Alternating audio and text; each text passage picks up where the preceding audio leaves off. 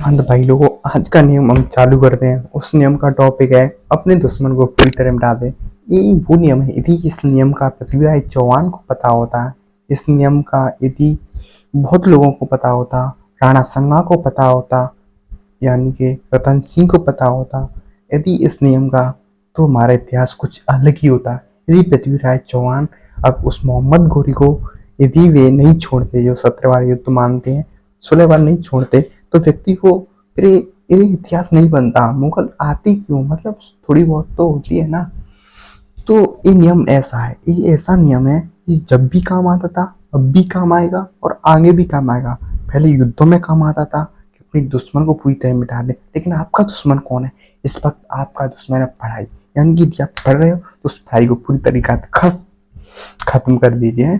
तो बिना किसी टाइम को बर्बाद करते हुए चालू करते हैं, क्योंकि यदि इस नियम का यदि पृथ्वीराज चौहान को पता होता तो हमारा इतिहास कुछ अलग ही होता। राणा संगा को पता होता, बाबर से युद्ध हुआ था ना उनको, तो अलग ही परिणाम होता।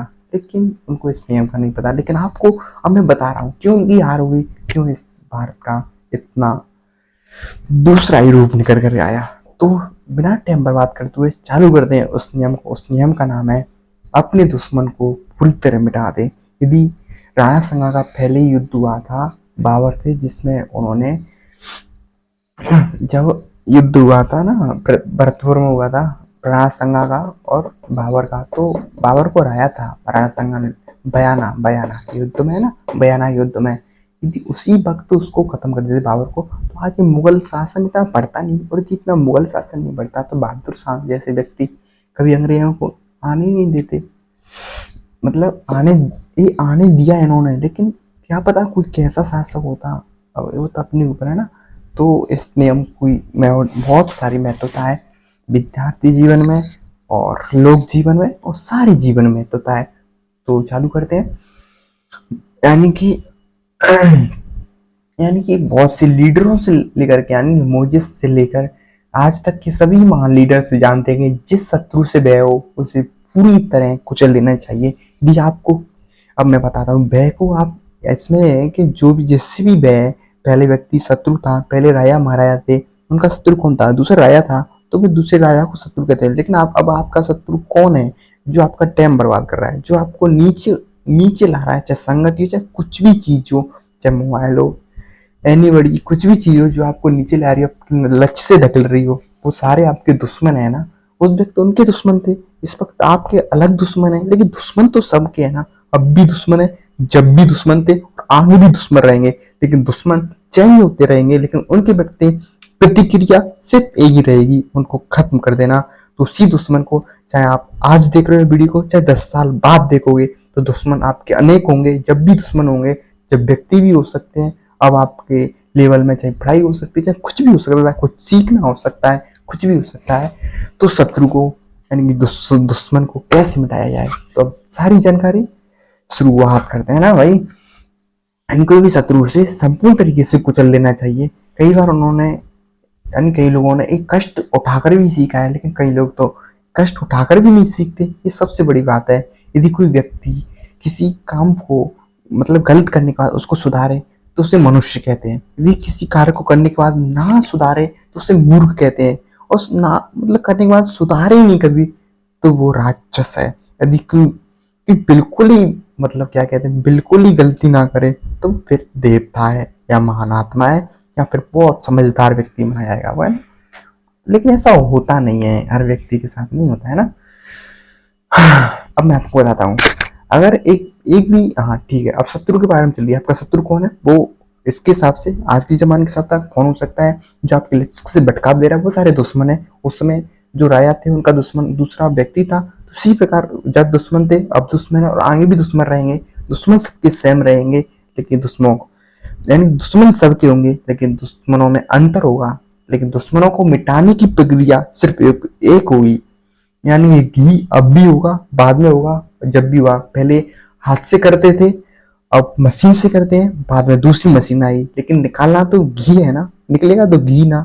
तो इसी प्रकार दुश्मन आज भी है, पहले भी है और आगे भी रहेंगे, लेकिन चेंज होते रहेंगे दुश्मन, लेकिन उनको मिटाने की प्रक्रिया एक होगी, है ना।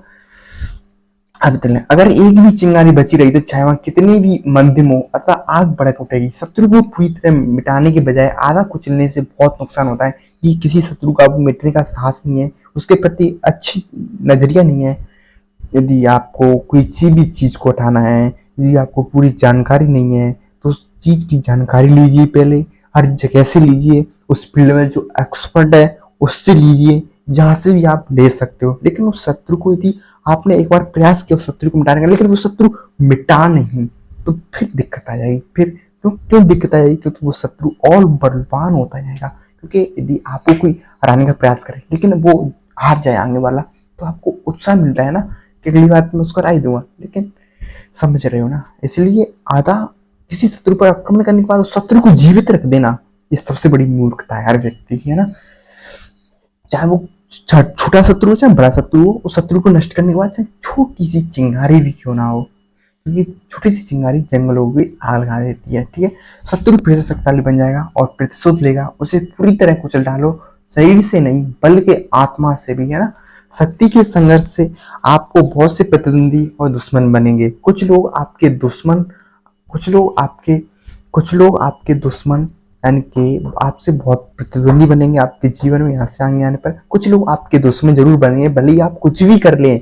इस तरह के दुश्मन आपको बुरा चाहेंगे। दुश्मन कौन है? जो आपका बुरा चाहता है, जो आपको लक्ष्य से भटकाता है। जो आप कार्य कर रहे हो जो आपके लिए जरूरी है लेकिन वो कार्य नहीं करने दे रहा है, वो आपका दुश्मन है।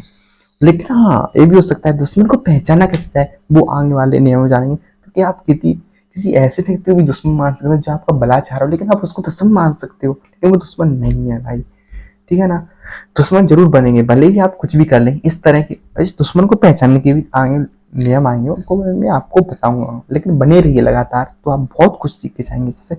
मुझे नहीं लगता कोई भी आप, ठीक है ना, बुरा चाहेंगे। उनके इरादे आपको खत्म करने के होते हैं। अगर उनसे जूझते समय दया या समझौते की आशा में 3/4 रास्ते पर ही रुक कर रह जाते हैं, तो इससे आपको कोई फायदा नहीं हुआ। उल्टे इसकी बदौलत उनका संकल्प और नफरत बढ़ जाएगी और वे किसी न किसी दिन आपसे बदला लेकर ही वहां भी रहेंगे। हो सकता है आपसे परायत होने के बाद वे कुछ समय तक दोस्ताना व्यवहार का ढोंग करें, लेकिन ऐसा सिर्फ इसलिए होगा क्योंकि उनके पास कोई दूसरा विकल्प नहीं होगा और वे सही वक्त का इंतजार कर रहे होंगे। यदि कोई व्यक्ति है आपके समझ है, आपके ऊपर निर्भर है पूरी तरीका से, तो वो व्यक्ति उस वक्त आपसे प्रतिशोध नहीं लेगा, उस आपसे शत्रुता नहीं करेगा, वो बाद में लेगा। लेकिन आपको शत्रु चाहे तो खत्म कर देना है, चाहे उसकी सोच से खत्म कर देना है आपसे शत्रुता को। वो कैसे खत्म हुई वो भी बहुत सारे आगे टॉपिकों में जानेंगे। यदि आप कोई व्यक्ति है उसमें बहुत सारी योग्यता है, लेकिन आप उसका नजरिया आपके प्रति बहुत गलत है, उसका नजरिए से आपको बहुत हानि पहुंच रही है, तो उस नजरिए को चेंज कैसे किया है? क्योंकि हर व्यक्ति की नजरिया ही तो दुश्मन बनता है। व्यक्ति का दुश्मन नहीं होता, बल्कि विचार के गलत होने पर दुश्मन बनता है व्यक्ति। इस बात को ध्यान रखना है ना। अपने दुश्मनों पर दया ना करें। ठीक, कोई भी दुश्मन हो उनकी नफरत को व्यक्तिगत रूप से ना लें। अपने दुश्मनों को उसी तरह पूरा कुचल डालें जिस तरह मौका मिलने पर वे आपको कुचल डालते हैं। दुश्मनों के मिट जाने के बाद ही आपको शांति और सुरक्षा मिल सकती है। ठीक है ना। दुश्मन के अवशेष भी बीमारी या आग के अवशेषों की तरह सक्रिय बन सकते हैं। ये 4 दुश्मन है, जैसे कहे जाते हैं ना, एक अग्नि है, रोग है, कोई भी चीज है, ये सारे दुश्मन है। इनको बढ़ने से पहले ही खत्म कर दो। रोग आपका दुश्मन है, रोग भी दुश्मन है, इसको आगे बढ़ने से पहले ही को चल दो। यानी कि इसको दिखाओ, जो भी जरूरी है ट्रीटमेंट लो तो जल्दी हो जाए ना। अवशेषों को खत्म कर दिए ना। हम कभी दुश्मन को सिर्फ इसलिए नजरअंदाज नहीं करना चाहिए क्योंकि वह कमजोर हो गया है। घास के पूले में छोटी आग की अंगारी चिंगारी की तरह ही वह भी कुछ समय बाद खतरनाक बन सकता है। जैसे किसी घास में, सूखी घास में एक चिंगारी होती है ना, तो वो पूरी जंगल को राख कर सकती है। क्या पता कौन सा दुश्मन कब आपकी कौन सी हानि पहुंचा दे। एक कौन कह रहा है, एक कौटिल्य जी कह रहे हैं, चाणक्य है ना, उन्होंने अपने नाम सुना हुआ, उसके भी नियम आते हैं इसमें ना। समाधान आसान है। ठीक है, समझौता होता है, दोबारा चक्र का बंटवारा होता है। ठीक है, अब आता है राया। ठीक है, अब यानी कि हम अब आज के जीवन में अपने दुश्मनों के सामने कोई विकल्प ना छोड़ें, उन्हें पूरी तरह मिटा दें। उसके बाद उनका इलाका आपका हो जाएगा, जिस पर आप अपनी मनचाही योजना लागू कर सकते हैं। शक्ति का लक्ष्य दुश्मनों को पूरी तरह से नियंत्रित करना और अपनी इच्छा का पालन करवाना है। आप आधे रास्ते तक पहुंच कर यहाँ हासिल नहीं कर सकते। अगर दुश्मन के पास कोई विकल्प नहीं होगा तो उन्हें मजबूरन आपकी बात माननी पड़ेगी। युद्ध के मैदान के अलावा भी इस नियम के कई उपयोग हैं। समझौता वहां खतरनाक नाग है जो आपकी विजय को डस लेगा। इसलिए अपने दुश्मनों को समझौते का, उम्मीद रखने का, रणनीति बनाने का कोई मौका ही ना दें। उन्हें मिटा दें और झंझट खत्म करें। यथार्थवादी बने। अगर आप अपने शत्रुओं के प्रति निर्मम नहीं है तो आप कभी सुरक्षित नहीं है, तो आप कभी सुरक्षित नहीं रहेंगे। अगर आप उन्हें मिटाने, अपनी नजरों से दूर करने की स्थिति में नहीं है तो आप कम से कम इतना तो समझ ही लो कि वे आपके खिलाफ साजिश कर रहे हैं। उनकी दोस्ती के नाटक पर जरा भी ध्यान ना दें। इस तरह की स्थिति में सतर्कता ही आपका इकलौता हथियार है। अब मैं आपको एक उदाहरण देता हूँ, घायल नाग, ठीक है ना, बहुत उदाहरण सुना आपने। अगर आप नाग को अपने पैरों से दबाने के बाद जिंदा छोड़ दोगे तो वहां दोबारा फन टान लेगा और आपको दोनों जहर से काट लेगा। हरा हुआ शत्रु भी अधमरे नाग की तरह होता है, जिसे आप दोबारा शक्तिशाली बनने का मौका देते हो। समय के साथ साथ उसका जहर बढ़ता जाता है। विशेषज्ञों की राय क्या है इसमें? इस बात पर ध्यान दें कि लोगों को या तो पुचकारा जाना चाहिए या पूरी तरह मिटा देना चाहिए। छोटी चोटों के लिए तो वे प्रतिशोध लेंगे, लेकिन बड़े आघातों के लिए वे प्रतिशोध नहीं ले सकते। इसलिए मनुष्य को इसी तरह चोट पहुंचाना चाहिए ताकि हमें उसके प्रतिशोध से डरने की जरूरत ही ना पड़े। कौन कह रहा है? एक कह रहा है निकोलो मैकियावेली, जिसका जीवन काल था 1490 से 1527 तक। तो दोस्तों, इसमें बहुत कुछ जाना। अब इस नियम को मैं आपके जीवन में निश्चितता के तौर पर इस नियम को जो वास्तविक उपयोग है जीवन में, उसके हिसाब से आपके जीवन में रूपांतरित करने वाला हूँ। तो बने रहिए ना। तो मैंने कहा आपके लिए, कोई भी व्यक्ति हो, कोई भी इंसान हो, यदि आपको व्यक्ति इंसान नहीं या आदत हो, कोई चीज हो, कोई वस्तु हो, कोई व्यक्ति हो, ये आपको परेशान कर रहा है, वो आपके रास्ते में रुकावट बनना है या वो शत्रु है, या तो उससे आप इतनी दूर चले जाइए कि वो उसकी नजरों में आप आ ही नहीं सको। या फिर ऐसा कीजिए कि उस शत्रु से बचने के उपाय सोचिए। और इसमें आगे इतने भी नियम आने वाले हैं कि ऐसा कैसा हो कि शत्रु की भी हानि ना हो और उस शत्रु को पता ना चले कि आपके दिमाग में क्या चल रहा है। यदि किसी व्यक्ति को ना पता चलेगा आपके दिमाग में क्या चल रहा है, आप क्या आगे प्लानिंग बना रहे हो, तो कि व्यक्ति कैसे अंदाजा लगा सकता है आपको खत्म करने का? कि अंदाजा सबसे पहले वहीं से लगता है जहाँ से आपसे जानकारी मिलती है। तो अपनी जानकारी उनको सीमित करो और जीवन में जो भी कुछ करना है लगातार करते रहो, क्योंकि समय मिलता नहीं है, समय एक बार ही मिलता है जीवन को बनाने के लिए।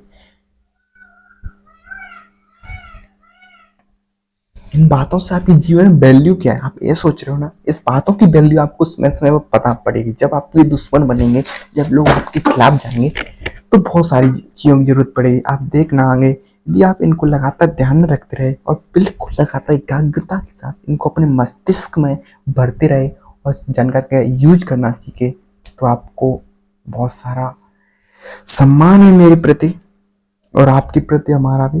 तो बने रहिए लगातार। अब आप समझ चुके हैं दुश्मन कौन है। दुश्मन सब सेम रहते हैं, दुश्मन सबके अलग हो सकते हैं, लेकिन उनको मिटाने का तरीका सिर्फ एक होता है। तो उस एक नियम को मैंने आपको बता दिया है। तो लगातार बने रहिए बड़ी ही निष्कपटता के साथ। तो थैंक यू दोस्तों, मिलते हैं आगे बहुत भी सारे जानकारी के साथ, क्योंकि जानकारी मस्तिष्क को बनाती है और मस्तिष्क ही व्यक्ति को बनाता है और व्यक्ति का व्यवहार बनाता है मस्तिष्क, और व्यवहार ही व्यक्ति को जीवन बनाता है और जीवन ही व्यक्ति की जिंदगी होती है और जिंदगी ही व्यक्ति को बताती है कि इस व्यक्ति ने क्या किया है। तो अपनी जिंदगी